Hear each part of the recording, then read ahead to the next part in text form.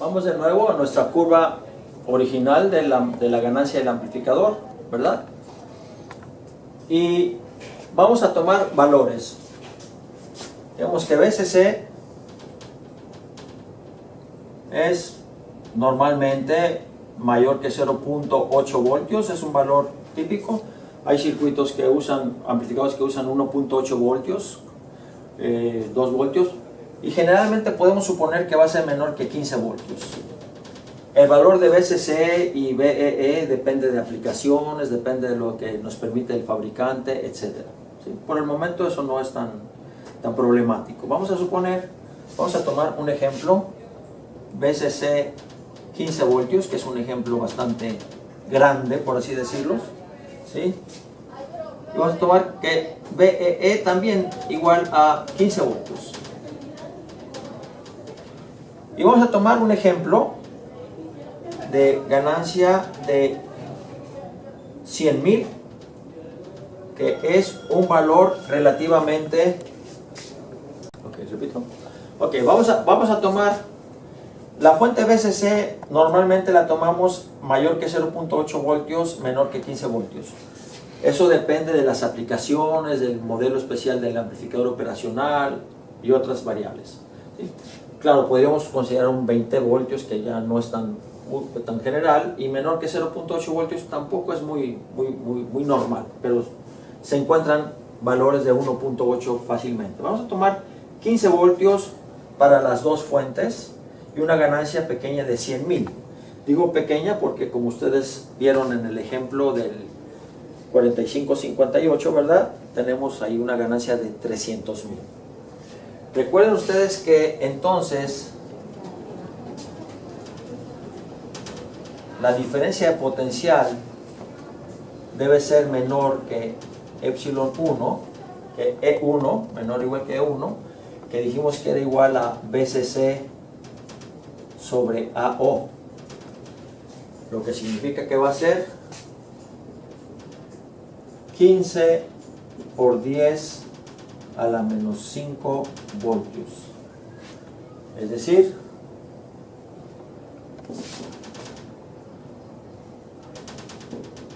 ...150 microvoltios. Recuerden ustedes que esto fue para un VCC grande. Si yo utilizo un VCC de 1.5 voltios, pues serían 15 microvoltios, ¿verdad? Y si en lugar de usar 100,000 utilizo 300,000, pues ya tenemos todavía menos, 50 microvoltios. En otras palabras, la diferencia entre el voltaje de entrada y el voltaje entre los dos potenciales de entrada se encuentra en el orden de los microvoltios. Para que ustedes tengan una idea, si yo digo que este punto es el punto 00015, en una curva normal, ¿dónde esperan ustedes que se encuentre el número 1? La coordenada 1. Si la hago linealmente, muy lejos, ¿verdad? Si yo trato de obtener la respuesta en un osciloscopio o en unas medidas, normalmente voy a obtener una cosa que se parece a esto.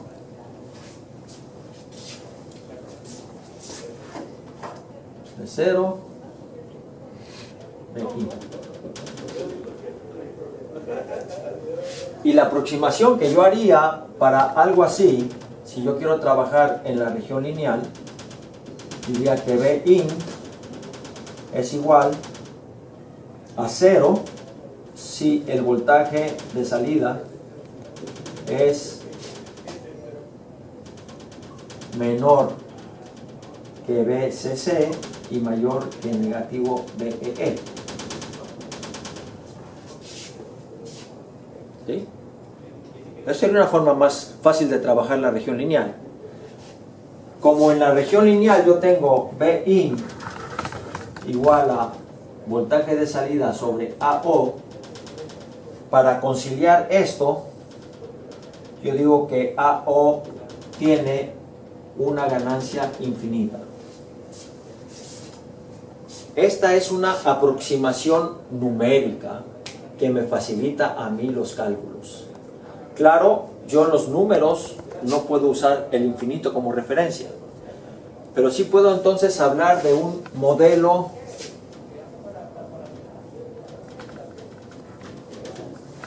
del amplificador operacional lineal ideal.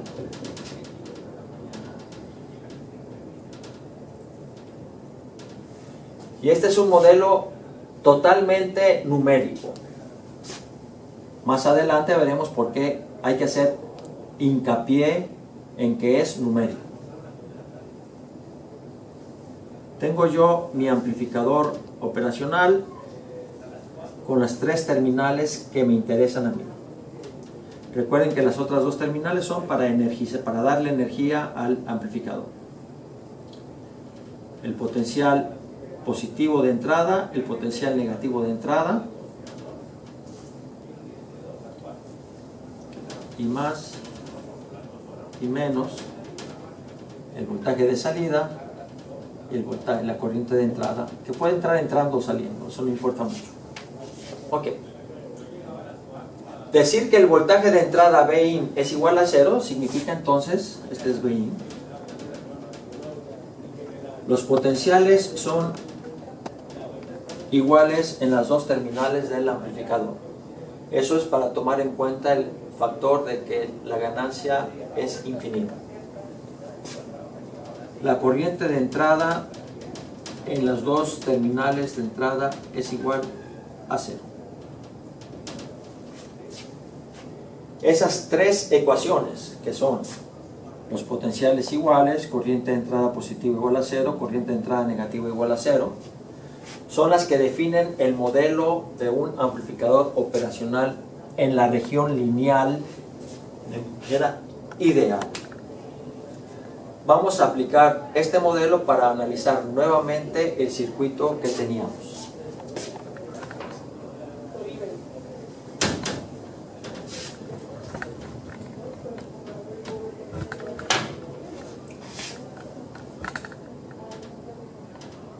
Tenemos esta resistencia R1,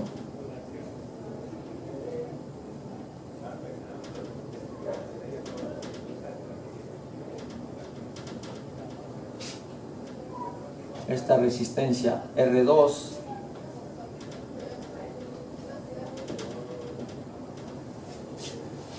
aquí tenemos el potencial Bs, aquí el potencial voltaje de salida VO.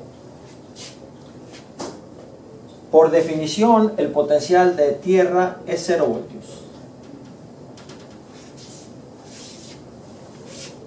El modelo ideal me dice que el potencial en las dos terminales son el mismo. Por lo tanto, aquí también tengo 0 voltios. Fíjense que tengo un nodo que tiene 0 voltios, pero no es tierra.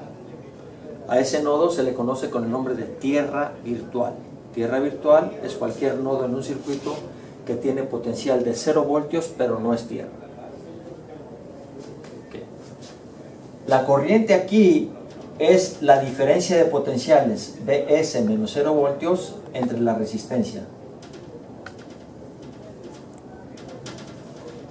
La corriente aquí también viene siendo VO menos 0 voltios entre la resistencia. Y la corriente que está entrando aquí es 0.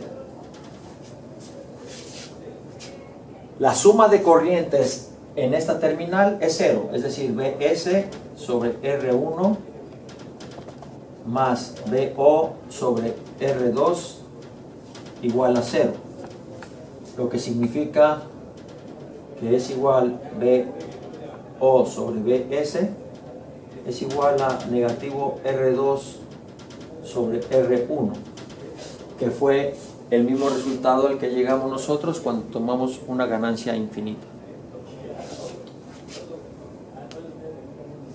El concepto de amplificador operacional ideal y por lo tanto de una ganancia infinita ¿verdad? Es fundamental. Algunos autores dicen que esto significa una impedancia de entrada infinita, de eso hablaremos más adelante, pero en realidad al ser infinita la ganancia, esta corriente se va a hacer cero independientemente de si la resistencia de entrada es infinita o no, ya que la resistencia de entrada tendría el valor voltaje de entrada que es cero entre la resistencia, pero de eso hablamos más adelante. Por el momento vamos dejándolo aparte. Como vemos, el cálculo fue mucho más sencillo que cuando tomamos el modelo no ideal. El modelo no ideal lo podemos complicar, de eso veremos en unas clases más adelante, lo podemos complicar muchísimo.